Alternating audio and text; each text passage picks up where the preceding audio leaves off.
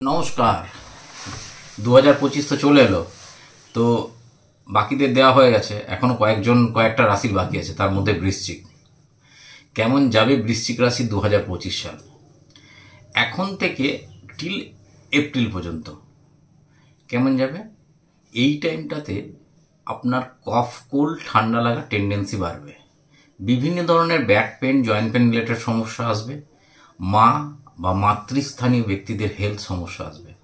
নতুন গাড়ি কিনলে সেটা কিন্তু স্ক্র্যাচ পড়বে, এবং গাড়ি কেনার সুযোগও হবে, স্ক্র্যাচও পড়বে। এবং এই টাইমে আপনার কোনো ইচ্ছা সহজে পূরণ হতে চাইবে না। হঠাৎ করে কেউ কনসিভ করে গেলে তার একটা মিসক্যারেজের চান্সেস কিন্তু রয়েছে। এই সময় হাজব্যান্ড ওয়াইফ রিলেশনশিপের জায়গায় কিছুটা সমস্যা রয়েছে। তবে এই টাইমে ফাইন্যান্সিয়াল জায়গার ক্ষেত্রে তেমন কোনো বড় ধরনের প্রবলেম নেই।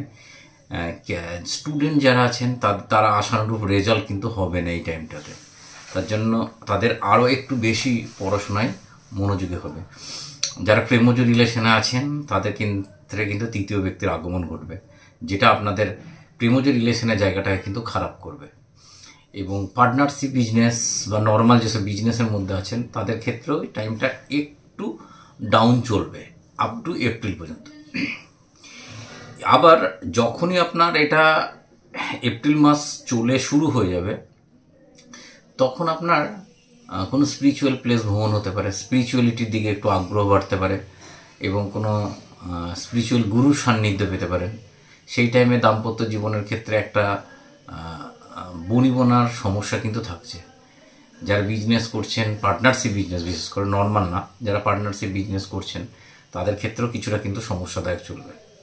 যারা চাকরিজীবী যারা আছেন তাদের ক্ষেত্রে কিন্তু কাজের জায়গায় খুব ডিস্টার্ব একটা শুরু হবে। কিন্তু যারা বিদেশি চাকরির জন্য চেষ্টা করছিলেন বা অন্য স্টেটে চাকরির জন্য চেষ্টা করছিলেন তাদের জন্য দারুণ সুযোগ, দারুণ দারুণ। এই এপ্রিল মাস এবং মে মাস তাদেরকে ভরপুর ঢালাই সুযোগ দিচ্ছে শনি মহারাজ। যেহেতু 1 নম্বর এপ্রিল মাসে আপনাদের ঢাইয়া মার্চ মাসের 29 তারিখে আপনাদের ঢাইয়া ছেড়ে যাচ্ছে, ঠিক আছে?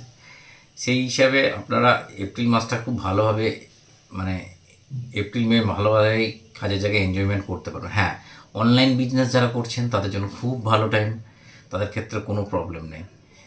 তবে এই টাইমটাতে একটা বড় প্রবলেম হচ্ছে, যারা প্রেমজ রিলেশনে আছেন তাদের ক্ষেত্রে পাস্ট এক্স আবার এন্ট্রি মারার চেষ্টা করবে, এবং যাদের বিয়ে অনেক দিন ধরে আটকে গিয়েছিল, ফাইনালাইজ হচ্ছিল না, সেটাও হওয়ার সম্ভাবনা এই টাইমে রয়েছে। এবার জুন মাসের পর থেকে আপনার বাড়ির পরিবেশের জায়গাটা একটুখানি ডিস্টার্ব হবে। এই সময় দেখবেন আপনার বাথরুম খুব খারাপ, বাথরুমের জিনিসপত্র খুব তাড়াতাড়ি খারাপ হবে, যেমন কল ঠল ট্যাপ, এগুলো ইমিডিয়েট বেসে আপনি সারাবেন, না সারালে কিন্তু প্রবলেম হবে। কাজের জায়গায় কোনো পরিবর্তন হতে পারে। কনসিভ করার জন্য এই টাইমটা খুব ভালো টাইম। স্পিরিচুয়াল এবং অকাল্টে যারা আছেন তাদের জন্য খুব ভালো টাইম। ওভারঅল ফাইন্যান্সিয়াল গ্রোথের জন্য খুব ভালো টাইম। এই সময় নতুন কোনো প্রপার্টি কেনা, গাড়ি কেনা, এগুলো কিন্তু হবে। সেই হিসেবে দেখতে গেলে কিন্তু এই টাইমটা জুন টু অক্টোবর মাসটা খুব ভালো বৃশ্চিক রাশির জন্য সব দিকে।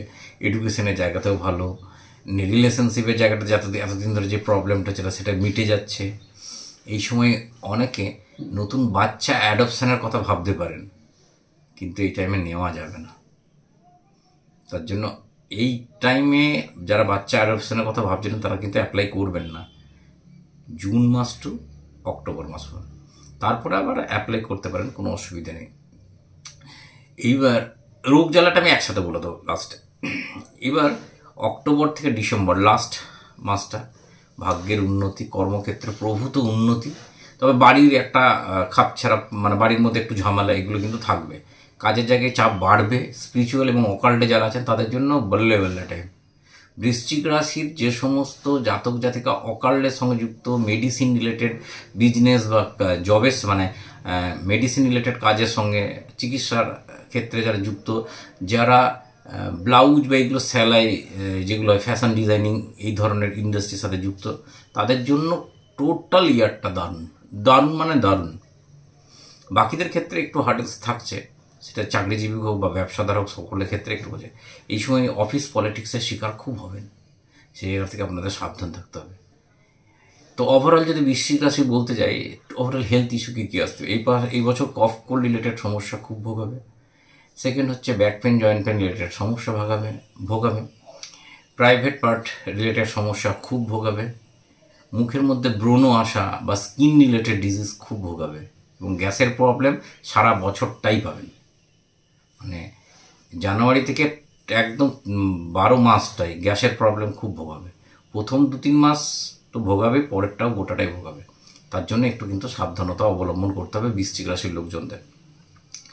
ফাইন্যান্সের জায়গা হলে প্রথম দিকে একটুখানি ডামাডোল হলেও মানে এপ্রিলের পর থেকে ফাইন্যান্সিয়াল জায়গায় গ্রোথ হয়ে যাচ্ছে। বিজনেসম্যানদের জন্য প্রথম 6 মাস খারাপ, তারপরের জায়গাটা তুলনামূলক ভালো, লাস্টের দিকে আবার একটু ট্রাভেল করবেন। অনলাইন বিজনেসে যারা আছেন তাদের জন্য খুব শুভ, তাদের ক্ষেত্রে স্পিরিচুয়াল বা অকাল্টে আছেন তাদের জন্য খুব ভালো। যারা প্রেমজ সম্পর্ক আছে তাদের মধ্যে প্রথম 6 মাসের মধ্যে ওই মানে থার্ড পার্সনের আসার একটা আগমন ঘটনা রয়েছে। তারপরে আবার পুরনো এক্স আসার ঘটনা আছে, তাই জন্য প্রেমজের আরেকটা একটু ডামাডোল চলবে। বিয়ের জন্য ভালো, সন্তান ধারণের জন্য প্রথম 3 মাস বাদে বাকিটা ভালো। সব কিছু বলতে গেলে ওভারঅল বৃশ্চিক রাশির 100%-এর মধ্যে 75% কিন্তু ভালো। এবং লাস্টের দিকে যে ফাইন্যান্সিয়াল গ্রোথটা পাবে সেটা সত্যি দেখার মতন একটা ফাইন্যান্সিয়াল গ্রোথ দেবে। অনেক ইচ্ছা আপনার এবছর কিন্তু পূরণ হবে বৃশ্চিক রাশি। মা বাবার হেলথের জায়গাটা, মানে মায়ের হেলথের জায়গাটা কিন্তু খুব ভালোভাবে লক্ষ্য রাখতে হবে। ওই জায়গাটা কিন্তু একদম ডিস্টার্বড আছে, ঠিক আছে? মায়ের সঙ্গে বুড়ি বোনারও অনেক সমস্যা হবে। রেমেডি কী করবেন? এক কাজ করবেন, আপনি যে কোনো হোমিওপ্যাথি মেডিসিন, যেটা গ্যাসের হতে পারে, যে কোনো লিকুইড বেস যে কোনো হোমিওপ্যাথি মেডিসিন আপনি প্রতি স্যাটারডে সূর্য ওঠার আগে উঠে 4 ড্রপ করে মুখে নেবেন। তারপরে হচ্ছে আপনি একটা সিলভারের এলিফ্যান্ট বানাবেন, যার ওজন হবে 60 গ্রাম, যার শ্যুটটা হবে নিচের দিকে। এই এলিফ্যান্টটা আপনি আপনার বেডরুমে নর্থ ইস্ট বা নর্থ ওয়েস্টে রাখবেন। যে কোনো একটা সোমবার 11টা মূলো বালিশের পাশে রেখে শোবেন। পরের দিন সকালে মূলোর শাকগুলো ভেঙে দিয়ে মূলোগুলো কোনো মন্দিরে নামিয়ে দিয়ে আসবেন, পুরোহিতের হাতে নয়। আর আপনার ইউজ করা যে কোনো একটা সোনার আইটেম আপনি হলুদ কাপড়ে মুড়ে লকারে রেখে দেবেন। এটা ছিল প্রথম 4 মাস, মানে এপ্রিল পর্যন্ত যে রেমেডি তার জন্য। তারপরের রেমেডি কী হচ্ছে? আপনি আমন্ড বাদাম হয় উইথ সেল, খোলা সমেত, যেটা বাজারে বিক্রি ওঠে না, ওর উপরে একটা খোলা থাকে, সেই আমন্ড বাদাম 50টা নেবেন। যে কোনো শনিবার থেকে স্টার্ট করে পরপর 5 দিন 10টা নেবেন। কাছাকাছি মন্দিরে যাবেন, 10টাকেই নামাবেন। নামানোর পর আপনি আপনার ইচ্ছাটা জানাবেন, কেরিয়ারে কী অবস্টাকেল আসছে, তারপর 5টা নিয়ে চলে আসবেন। এইভাবে 5 দিনে 25টা আপনার কাছে আসবে। সেই 25টা একটা কালো কাপড়ে মুড়ে লকারে রেখে দেবেন। নেক্সট ইয়ারে আপনি এটা জলে ভাসিয়ে দেবেন। এই টাইমে আপনি যে কোনো একটা বৃহস্পতিবার বা পূর্ণিমার দিন কোনো গঙ্গা বা এই ধরনের কোনো পবিত্র নদীতে স্নান করে আসুন, এটা আপনার জন্য খুব ভালো হবে। আর 4টে করে হলুদ পাতি লেবু 4টে বৃহস্পতিবার আপনি রানিং ওয়াটারে ভাসাবেন। এই রেমেডিগুলো করুন, বৃশ্চিক রাশি বুঝতেই পারবেন না যে আপনার এই বছরে যে 25% খারাপটা ছিল সেটাও কোথায় যেন হারিয়ে গেল, মানে খুঁজেই পাবেন না। অবশ্যই বৃশ্চিক রাশির লোকজন যারা আগের বছর আমার প্রেডিকশন শুনেছিলেন, কমেন্ট সেকশন অবশ্যই জানাবেন। আর পরের বছর তো অবশ্যই কমেন্ট করবেন, এবং বছর চলতে থাকলে সঙ্গে সঙ্গে ভিডিওর নিচে এসে কিন্তু কমেন্ট করে যাবেন। তাহলে আমারও বুঝতে সুবিধা হবে যে প্রেডিকশানগুলো কতটা আমি নিখুঁত করতে পারছি এবং আপনাদের জন্য আরও কি বেটার করতে পারি। খুব ভালো থাকবেন, নতুন বছর খুব ভালো কাটুক। নমস্কার।